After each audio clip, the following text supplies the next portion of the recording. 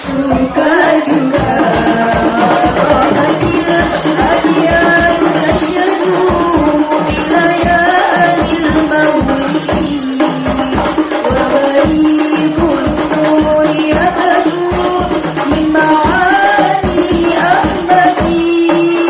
Rohatil adiyanu tasyadu bilayalil maulidi wa barikun nur yabadu min ma'ani ahmadi wa barikun nur yabadu min ma'ani ahmadi wa barikun nur yabdu min ma'ani ahmadi fi layalil mawlid fi layalil mawlid.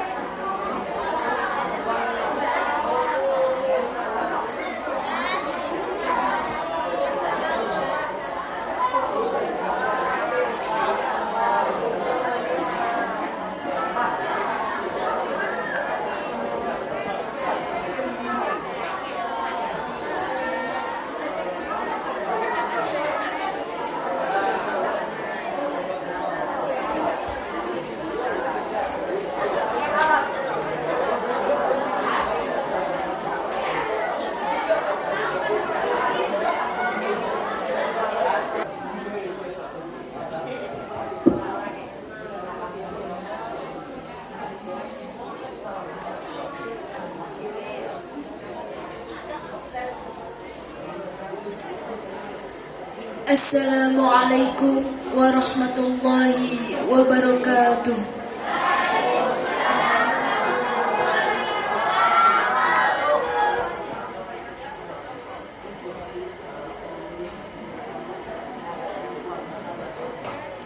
A'udzu billahi minasy syaithanir rajim.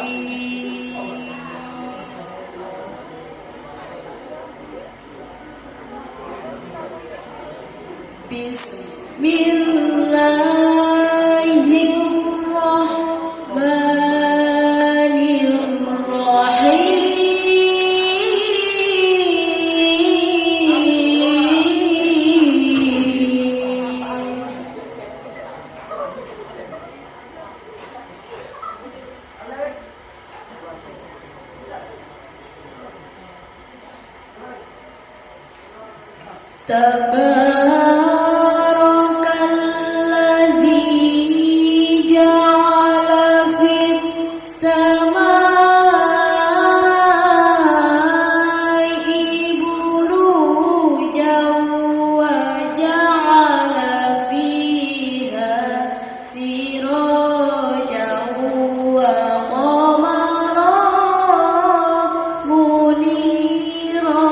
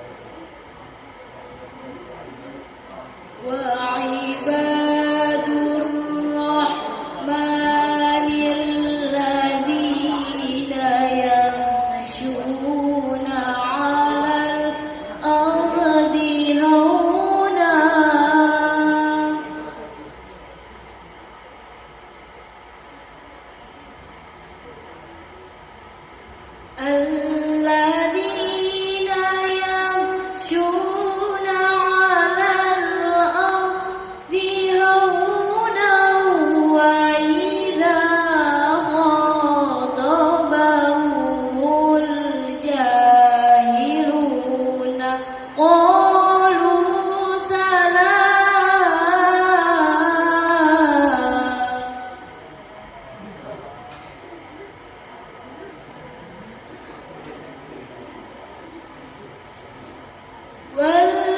والذين يبيتون لربهم سجدا وقياما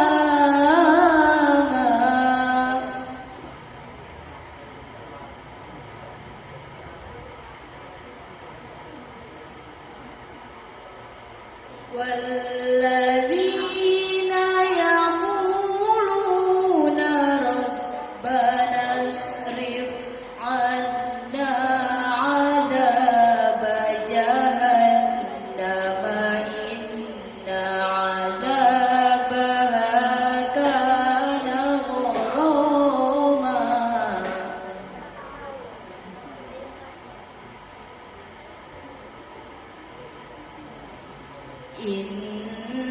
إنها ساءت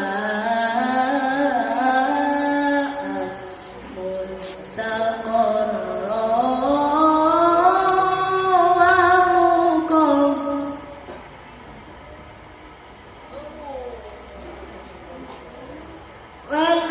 والذين إذا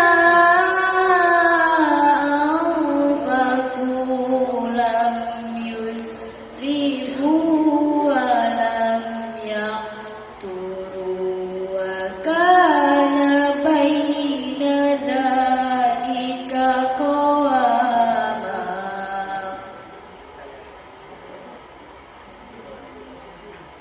والذين إذا أنفقوا لم يسرفوا وكان بين ذلك قواما صدق الله العظيم.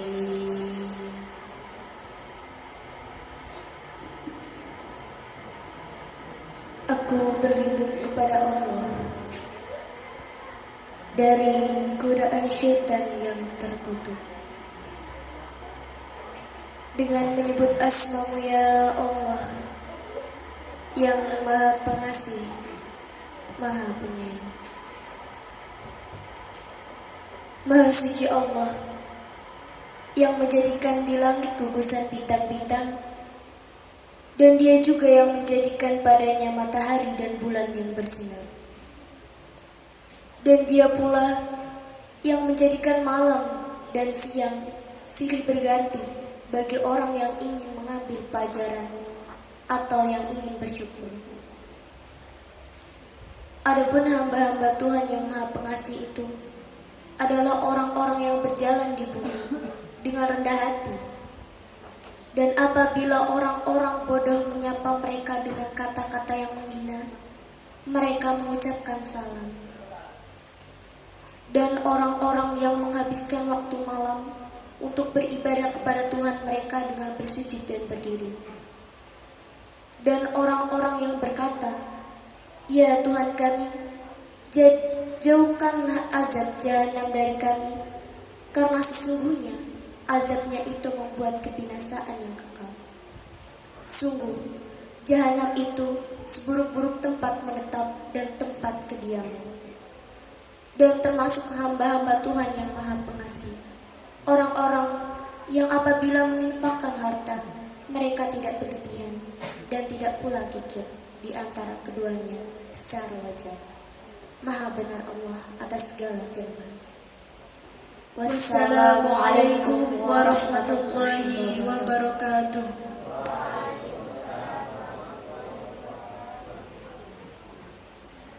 Menjaga kebiasaan, karena kebiasaan saya akan menjadi saya akan menjaga kepribadian, karena kepribadian saya akan menjadi sukses gagalnya kita. Tepuk tangan. Apa yang kita pikirkan itulah yang kita harapkan. Apa yang kita harapkan itu yang kita usahakan. Apa yang kita usahakan itulah yang kita cintai. Apa yang kita cintai itu yang kita. Apa yang kita berikan itulah yang akan kita dapatkan. Tepuk tangan. Anak-anak sekalian, kesempatan ini saya serahkan pada kalian untuk bertanya, untuk klarifikasi, untuk mempertajam materi yang telah beliau sampaikan. Silakan baik putra maupun putri. Sebelum itu Ustadz, bahwa alhamdulillah alumni kita walaupun anak non asrama juga alumni dari Harvard University yang sekarang dosen di UI. Ya, dia ambil penelitiannya dulu adalah ingin pulang ketika Agustus 2017. Katanya, kamu ngapain jauh-jauh kuliah sampai Amerika? Ingin menjadi pemimpin yang etikal, katanya. Luar biasa itu. Tepuk tangan. Yang kedua juga alhamdulillah yang mendampingi kita itu juga ada yang sudah S2, bahkan sudah lulus, bahkan komlot dari UIN juga, Mbak Tias Yasinta. Juga Mas Wildi dari Inggris ya, dari London ya itu. Jadi alhamdulillah alumni kita juga begitu. Ustaz, mohon doanya. Silakan tepuk tangan. Selanjutnya waktu kami serahkan pada anak-anak. Silakan angkat tangan, boleh usul, bertanya, klarifikasi atau mohon informasi lanjutan. Monggo silakan putra maupun putri angkat tangan. Ayo silakan, mumpung ketemu narasumber kita yang jarang sekali kita bisa ketemu ini, kalau mumpung ketemu, monggo silakan. Mana putra maupun putri mosok ratakon. Ayo silakan. Ayo maju. Robi tanya. Ayo tanya. Lu ngapain? Maju. Katanya harus mujahadah.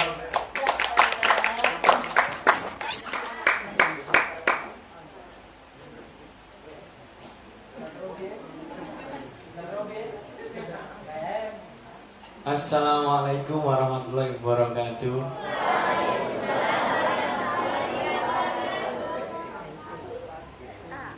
Perkenalkan Ustadz, nama saya Robi Ismanu, asal saya dari Klaten, Jawa Tengah, Indonesia. Saya mau bertanya Ustadz tentang perjalanan hidup Ustadz, bahwasanya meskipun banyak rintangan yang sangat berat, apa yang menguatkan Ustadz untuk menjalani itu semua? Nah, siapa tahu dengan jawaban Ustadz kita semua bisa menyontoh dan bisa mempelajarinya, dan insya Allah hidup kita akan berjalan lurus. Ya, teruskan dari saya. Assalamualaikum warahmatullahi wabarakatuh.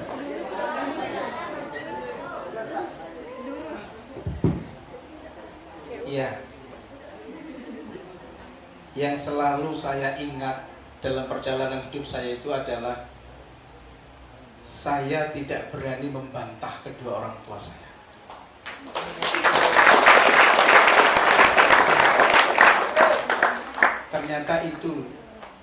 Ternyata itu kunci sukses. Doa orang tua itu sangat makbul. Doa orang tua itu sangat diijabah oleh Allah ketika mendoakan anaknya.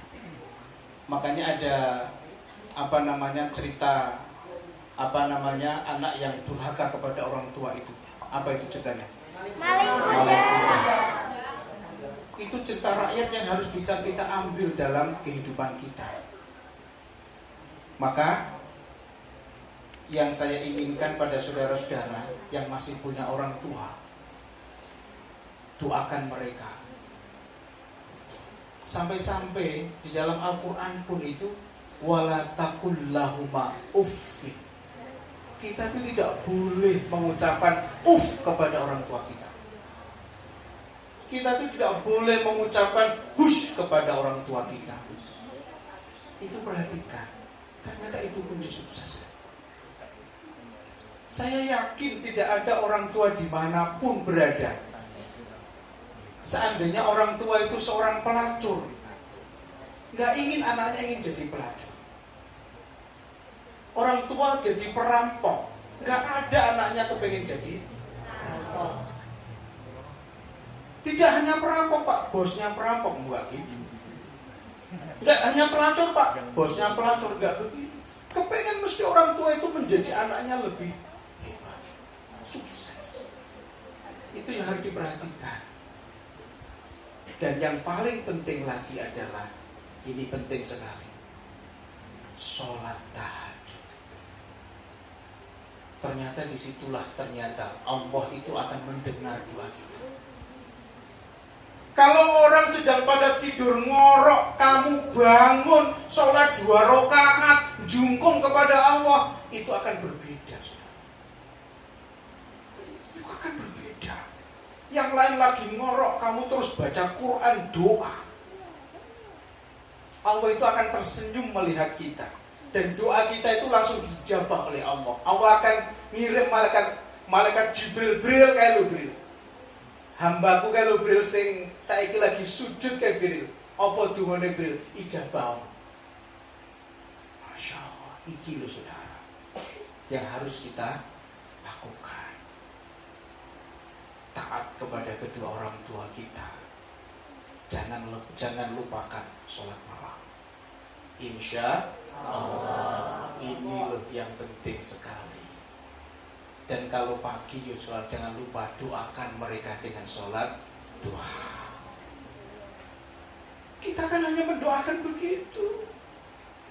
Insya Allah, doakan orang tua kita, doakan guru-guru kita, doakan teman-teman kita. Insya Allah itu akan memberikan keberhasilan dalam kehidupan kita. Gitu Mas, jelas ya? Insya Allah, tepuk tangan.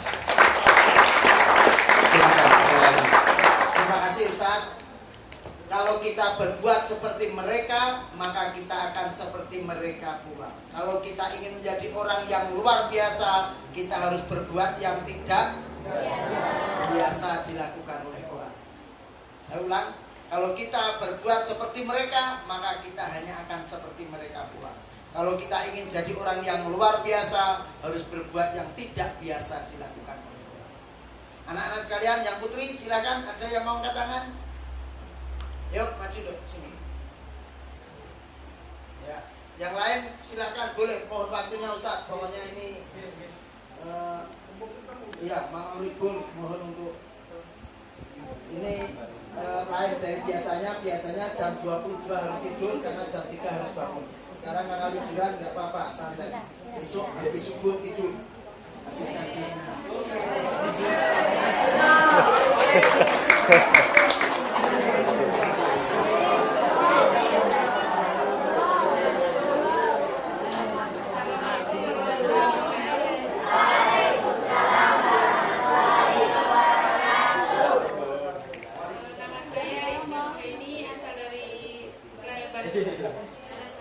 Maaf Ustaz, sebelumnya saya mau bertanya tentang tadi yang disampaikan kunci kesuksesan. Terus alhamdulillah dari di sini kan waktu dimotivasi kita ada tekad untuk termotivasi untuk merubah atau untuk mengikuti tadi kiat-kiatnya. Tapi setelah keluar dari sini atau untuk mau mengamalkannya itu kok terasa susah banget itu Ustaz. Terus mungkin ada kiat-kiat apa terus bisa agar kita bisa istiqomah untuk selanjutnya.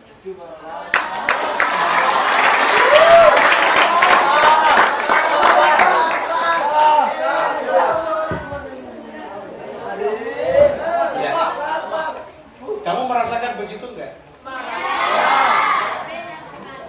Iya.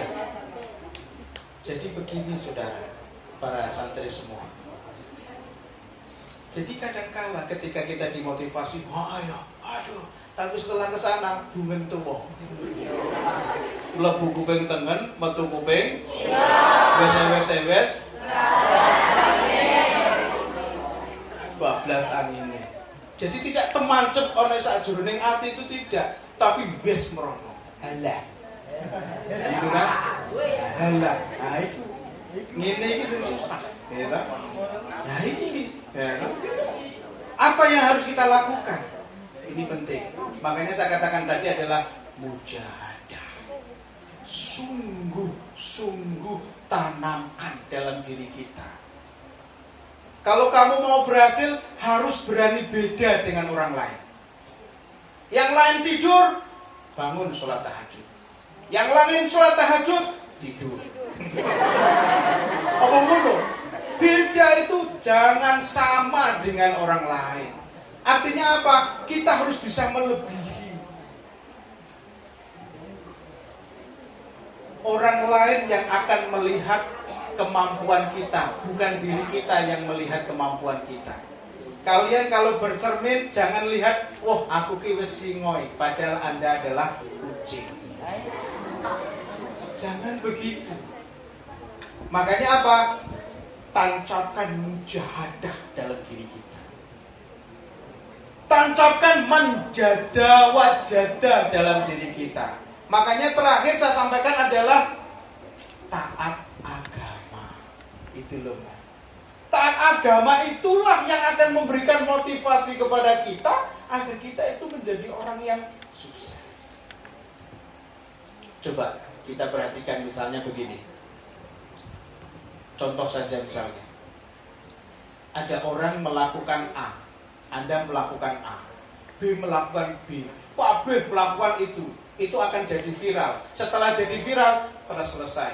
Nah, semangatnya iki koyo ngono iki lho. Wah, koyo dene wong jatuh cinta. Wah, tak kandhani iki nek jatuh cinta sok ben kowe. Saiki aja sih. Sampai-sampai gini. Al yaumu bila anti kal laili bilan nujum. Tahu artinya? Artinya adalah bak pria iki enak.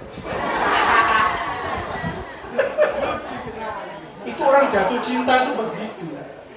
Al yaumu bila anti kal laili bilan nujum.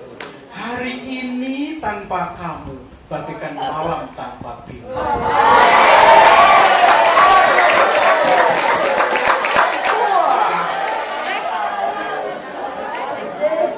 Kalau Anda dikit terus kelopok.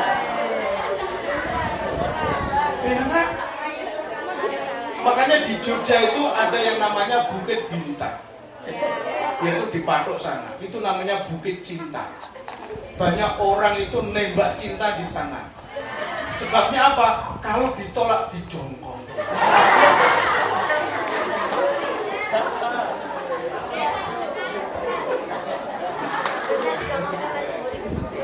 Oke, saudara. Ini intermezzo ya. Bukan saya ngajari untuk jatuh cinta. Nah, makanya saya katakan adalah yang harus ditanamkan dalam diri kita terus adalah prinsip mujahadah. Prinsip mujahadah itu adalah kesungguh-sungguhan akan merubah diri kita menjadi orang yang berhasil, orang yang sukses. Nah, mungkin ini satu lagi yang harus diikuti. Coba ini. Itu kalau saya, maaf ini. Kalau saya sampai sekarang itu selalu melaksanakan yang namanya adalah dawamul wudhu. Coba itu. Apa itu? Tahu? Tahu? Yaitu adalah menjaga wudhu. Coba itu. Itu kunci. Ternyata dengan itu semuanya kita itu mau melakukan perbuatan yang salah, mau melakukan perbuatan yang tidak benar, kita itu terjaga diri kita, insya Allah. Coba Anda lakukan itu. Terus neng pondok, coba dawamul wudhu. Contoh saja, contoh nih. Ini yang sangat, karena apa? Ini saya ada sebuah cerita yang sangat luar biasa. Neng Kudus, di Kudus, tahu Kudus? Itu ada makam milik Pemda. Itu mau dibongkar, mau dibangun mau dibangun pasar. Terus apa? Kuburan yang ada di situ semuanya dipindah semua di tempat berbeda. Pemda mengadakan tugas kepada penduduk, setiap satu kuburan itu 75.000. Berarti wong sedino nak oleh 10 kuburan ya 700.000. Terus itu banyak. Nah, ternyata apa? Maaf ini. Dari sekian ratus orang yang dibongkar, ada 3 jenazah yang masih utuh. Ini jenazah yang masih utuh. Di Di antaranya siapa? Yaitu adalah Mbah Muslimatun. Dia itu adalah pedagang pasar di Pasar Kliwon di Kudus. Ternyata apa? Ketika diteliti, loh, iku makame si mbahku, jenenge Mbah Muslimatun, wis meninggal 20 tahun yang lalu. Ternyata seperti kain kafan sing wingi sore dimakamkan. Masya Allah. Ternyata apa? Mbah Muslimatun itu mempunyai kebiasaan ketika dia di pasar, jualan di pasar, padahal jualan bumbu, dia itu dawamul wudu, langgeng no wudu. Setiap di pojoknya pasar, dia di los pasar itu ada padasan kecil. Ketika itu apa? Dibuat ketika beliau itu batal dari wudu.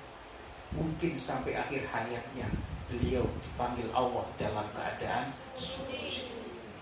Coba lihat itu.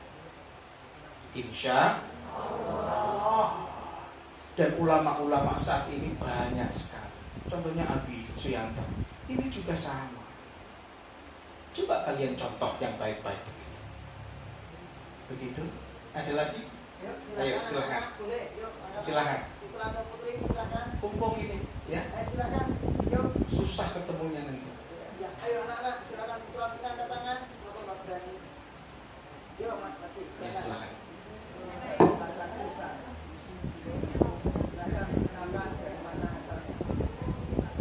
Bismillahirrahmanirrahim. Assalamualaikum warahmatullahi wabarakatuh.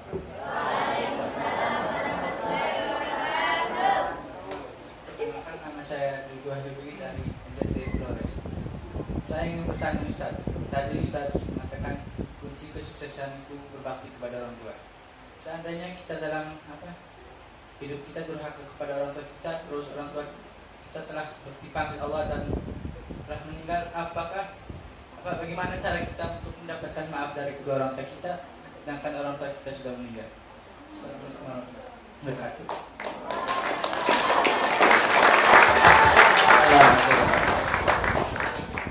Iya.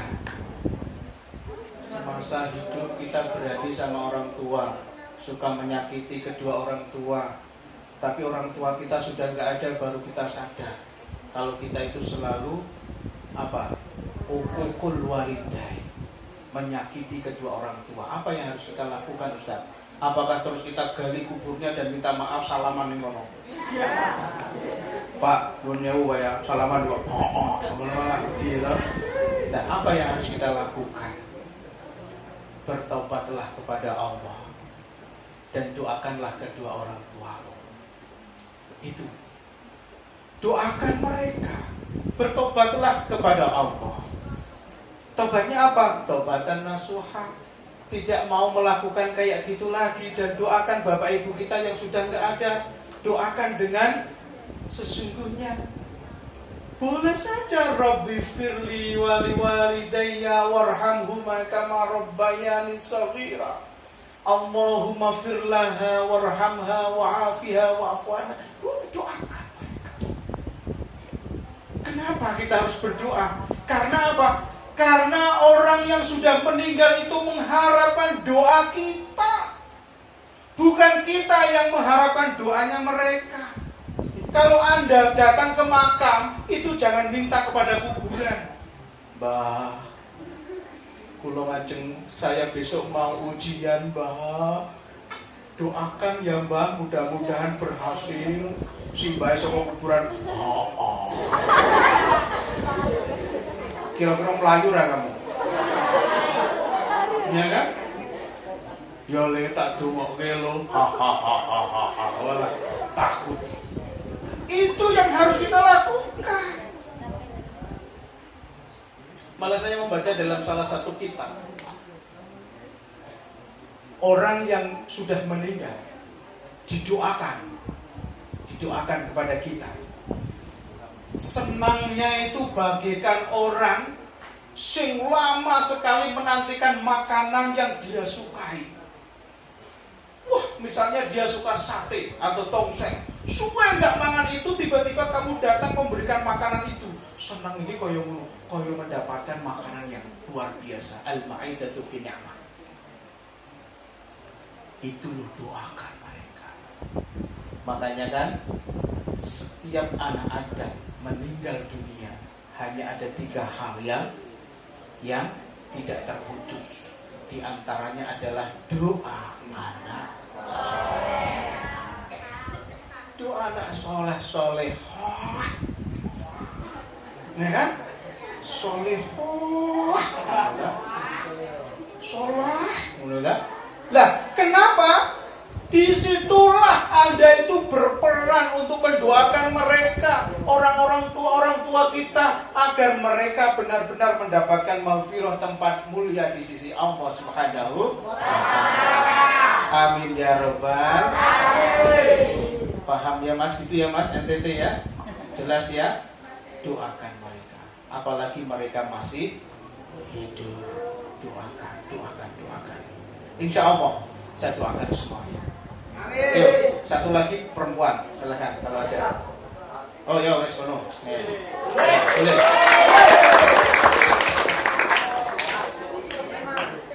Assalamualaikum.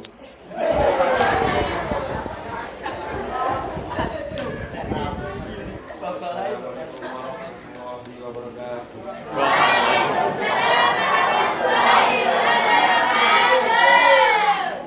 Ustaz, saya mau bertanya.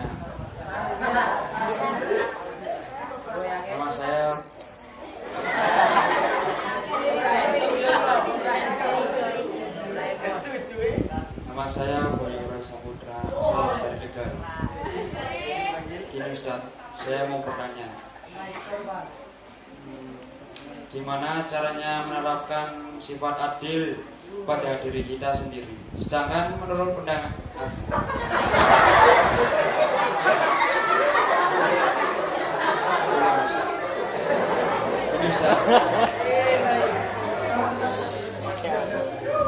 gimana caranya menerapkan sifat adil pada diri kita, sedangkan menurut pandangan saya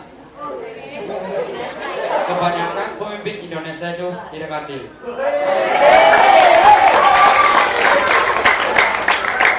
Itu saya mau solusinya dari Pak Ustadz. Wassalamualaikum.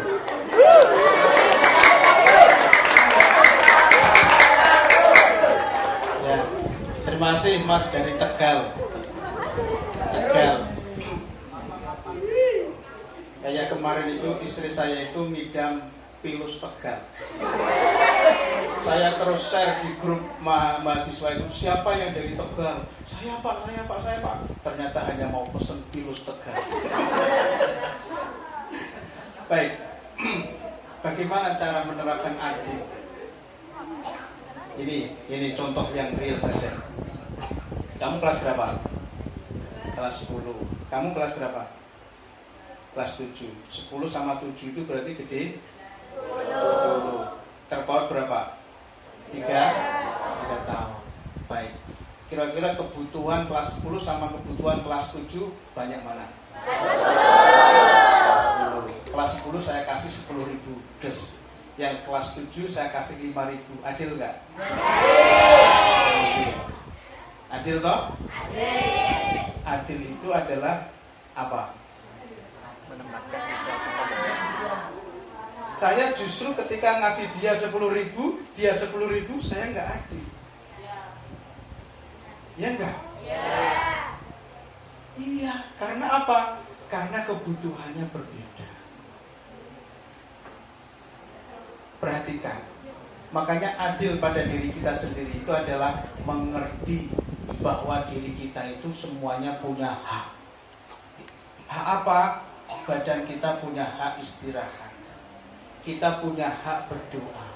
Kita punya hak untuk selalu memohon kepada Allah.